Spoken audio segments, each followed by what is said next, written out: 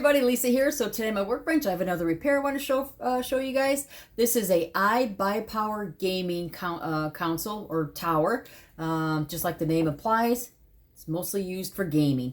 Customer dropped it off with no power issue. So anytime anybody drops off something or mails me in a device, I always want them to tell me exactly what was happening prior to the failure. So in this case, customer indicated, okay, the unit was on, was working, all of a sudden they heard a pop, a plume of smoke, and then that was it. They tried turning it back on and nothing. So hearing those keywords in the beginning, a pop and a plume of smoke, lead me to two possibilities. One would be the power supply issue, and second could be a motherboard. Now right now I know what the main problem is. Now I could have secondary problems, but I really won't know that until this first guy is resolved first, because I already looked at it, but I wanted to do a video to show you how I came about knowing that this was the failure and show you what the good one looks like, and then swipe out the parts and then plug it in to see now if the the rest of the units work, because like I said, I could have secondary issues, but I really won't know that until this first one is resolved first. So so the first thing we're going to look at is the power supply. So I'm going to turn my camera here and angle it down a bit so you can see what I'm talking about. Now when the unit was dropped off, I did not power this on at all right, and I never like to do that because you can actually cause additional damage within the board or anywhere in the device itself. So right now what I did was first I disconnected the main harness from the motherboard, and this is what it is. Now in this one it's a 24-pin connector. This is a jumper wire I put in here, and I will explain the reason behind that in a second. This is a 24-pin connector, and then you'll see that there's different color wires coming off of from these pins, and a lot of them indicate different power rails. So for instance, orange is going to be a 3.3 power rail, red is going to be a 5-volt power rail, yellow is going to be a 12-volt power rail, and then we have another orange down here with another 3.3. Black is going to be your common. Now the pins that I want to look at right now is the green and the common. The reason why I want the green, that's labeled PS on. So that's why you see this jumper wire here. I have the PS on. This is why you see the jumper wire here, because I have the PS on shorting down to the common line, because I'm telling the power supply to turn on and enable itself. When that does, what that does is it tells the power supply to enable the rest of the power rails, which would be the orange, yellow, red lines. And also the fan should start spinning once power is applied to the unit. Now I'm going to go ahead and power everybody in. Now everything was unplugged prior to this, because you really got to be careful when you're working with voltages. So I'm going to go ahead now and plug in the main unit here. All right. And now I'm going to show you my meter here, how I tested the pins. So right now I'm going to look for just any black wire, which is going to be my common. Right, and just stick my probe in there, and then now I'm going to just go ahead and go to the orange. Now if it was enabled, I should see a 3.3 rail, nothing. The red, I should see a 5-volt rail, nothing. Orange or yellow, I should see a 12-volt, nothing. And another orange, 3.3, nothing. And also the fan is not spinning, indicates that it's not working, but you still can have some voltage in here. So you always want to make sure that you know what rails are there and are not there. And in this case, nothing is working at all. So I'm gonna go ahead and turn this guy off and unplug it, and then get ready for what I'm going to show you next. Now I'm going to show you what a good power supply looks like, because what I'm going to have to do is, once I show you this, I'm going to pause the video, swipe out the old power supply with the new one, and then I have to, you know, rerun the cables, clean it up, and I don't want to do it on video because it's going to take a while, and I don't want to bore you, but I will definitely come back and show you, because again, I could have secondary issues on the main board as well, but I won't know that. But before I cut the video, I want to show you what a good power supply unit looks like. And and show you the test that I ran here, what you should see on a good unit. So this is his replacement unit right here. All right, so I'm going to go ahead and set him up right here. And I need my probe and I need my jumper wires again. So I'm going to find the green connector on this guy. I need to set this up here. All right, green, and then any ground, which is going to be this one right next to it. Okay. Now, as soon as I apply power, I'm going to plug it in. As soon as I turn it on, what we should see is the fan spinning. But also, I'm going to show you on my meter here the voltage lines that have been enabled. Okay, so let me go ahead and plug it in now. Now, you got to be careful when you're doing your measurements because now this is going to be live. So I'm going to go ahead and turn it on. And as you can see, the fan is spinning. All right. It's in, I bought a special one for him where he actually could put it in eco mode and everything. So the fan will only run when it needs to, where it's not constant. But as you can see, the fan is spinning. If I enable the green button, it's only going to run when necessary, which is going to save power and wattage and everything. So I'm going to go ahead and just turn it on.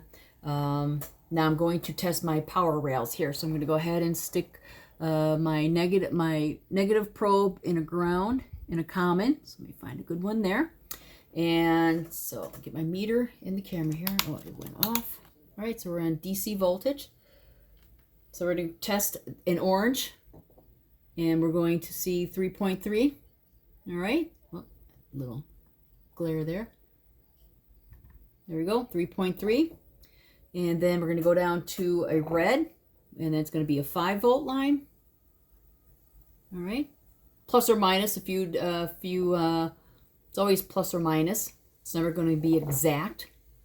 And then we're going to test in yellow, which is going to be a 12. There we go. And then another orange is going to be a 3. So this is how you would test a power supply to determine if it is working or not, if the fault lies there or not. So those are the tests that you'd want to do to determine a faulty power supply. So like I said, now I'm going to just, I'm going to pause the video, swipe out the components, the part, and then plug it back in, and then I'm going to bring the video back up and then continue moving forward. Like I said, I don't want to bore you because it's going to take some time to rewire, to snake the cords and everything inside there, and then put the clips back on and stuff. So I'm going to go ahead and pause it. I will be back and see if this is the only issue that was with this unit. Like I said, I could have multiple, but this guy needs to be resolved first before I can move forward. All right, so I'll be back shortly. Hey guys, okay, I'm back now. I've got the new power supply mounted in. I'm going to show you everything. So there we go. We got the new power supply down here, and then I ran all the new cables. The only thing I need to do is just attach them to the side with some zip ties. But now I'm going to go ahead and power on the unit. Now I have my monitor back here, so let's see if this works. So let's go ahead and first plug it in.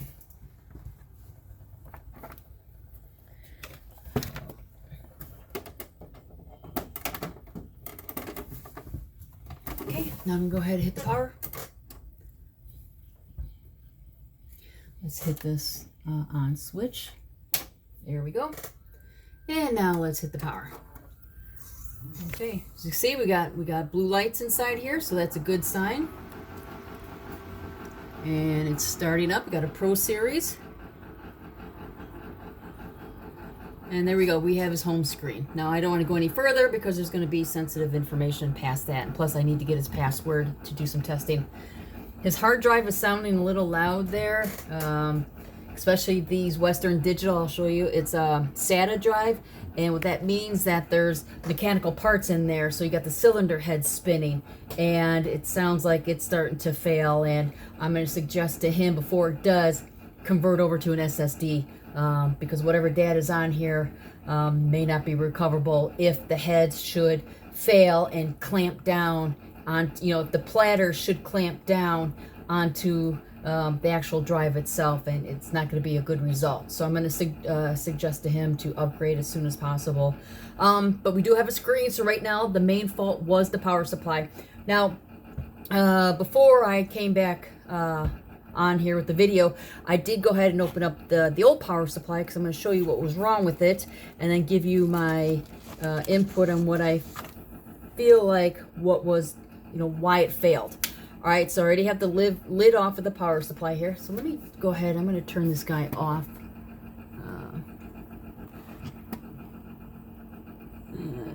Hold on one second here.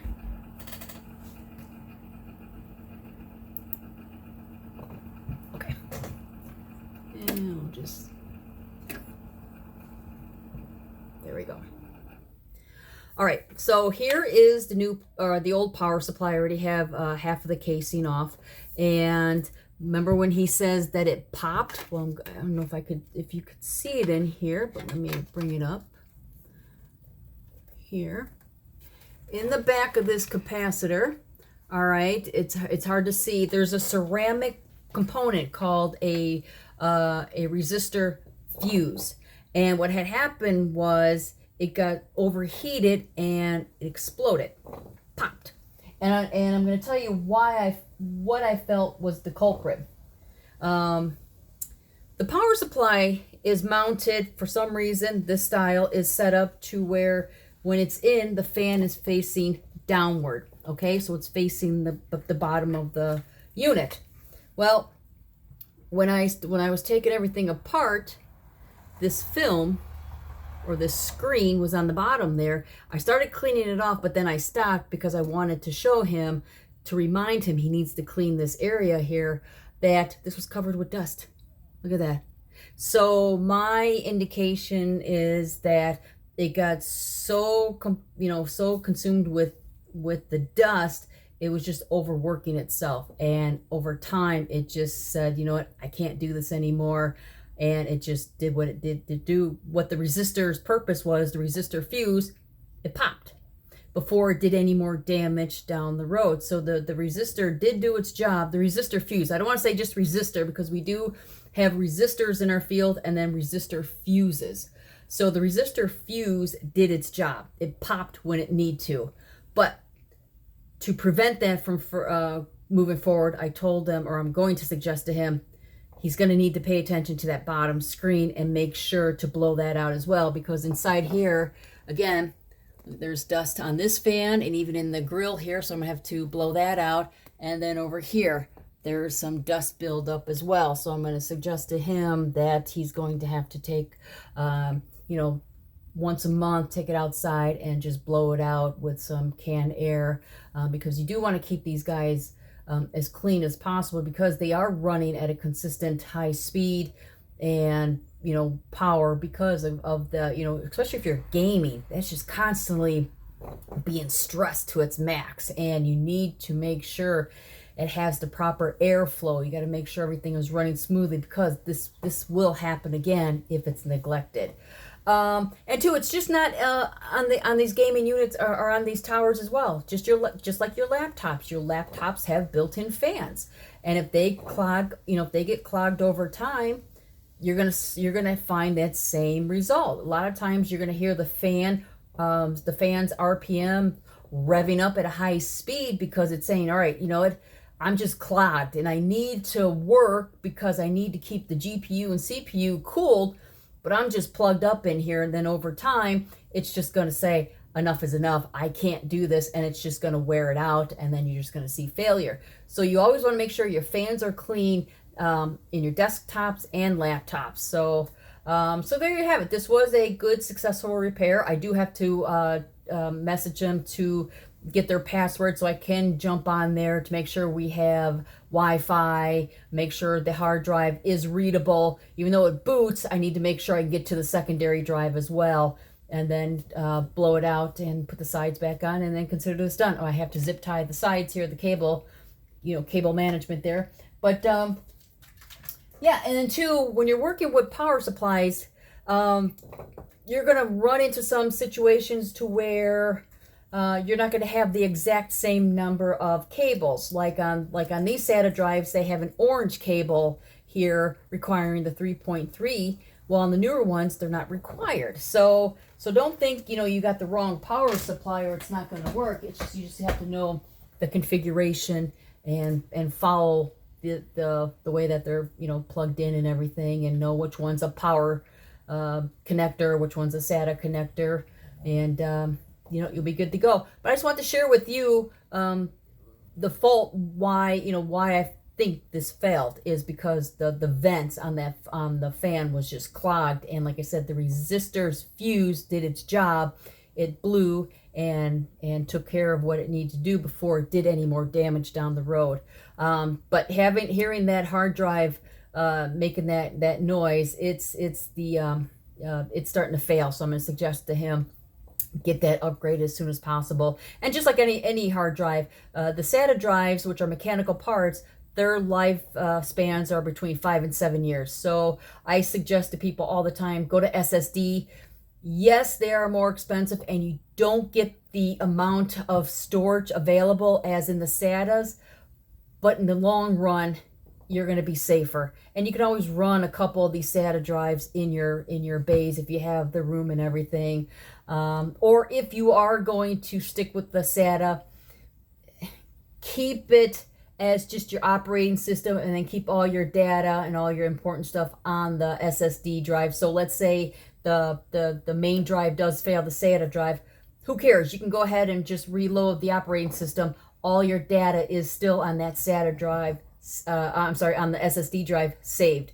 So there's some just, things you just gotta, what you want to suggest to your customers, just to prevent, future things from happening. Because I really don't like when people lose their data, especially a lot of people don't back up. They never think about backing up their data, like, oh, nothing's ever happened to me. I've always been good. It just takes that one time to have something happen. And I've seen it come through here many times on phones, laptops, MacBooks.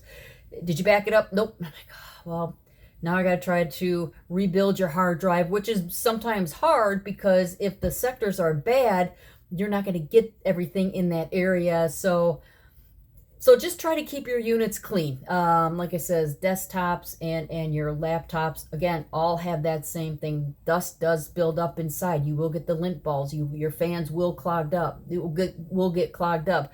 The fins that they're the heatsink fins, they will plug, and then over time, it's just going to put too much stress on those boards that are running at high RPMs, and it's just going to, and you don't want to be, SOL. So I'm going to end this video because I want to go ahead and finish this up, and hope you guys learned something, and I'll talk to you all later. Bye. Have a great weekend.